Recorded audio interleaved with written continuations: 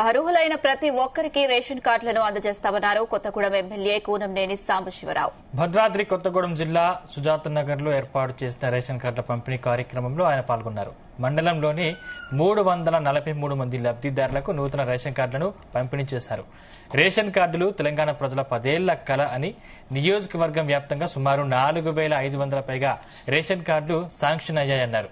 వేలాది మందికి రేషన్ కార్డుల్లో మార్పులు చేర్పులు జరిగాయని, రేషన్ కార్డులు ఉన్న ప్రతి ఒక్కరికి ప్రభుత్వ సన్నబియ్యం పంపిణీ చేస్తామన్నారు.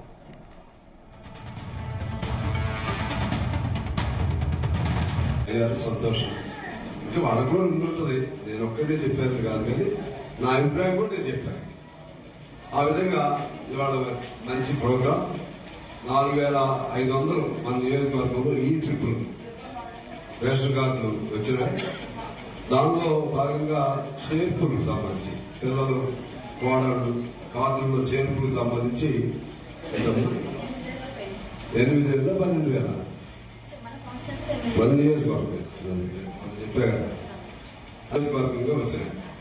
ఇప్పుడు ఇక్కడ సంబంధించి 845 మంది అప్లికేషన్ పెట్టుకుంటే 767 మందికి మంజూరు చేయడం జరిగింది. అయితే ఇంకా ఈ పత్రాల రూపంలో ఇంకా రాదు. ఇవి వచ్చింది ఎంత మేరకు అంటే 390 మందికి అంటే మెంబర్ రిజిస్టర్ కార్డుతో కలిపి వచ్చినాయి. మిగిలిన కూడా మంజూరైంది.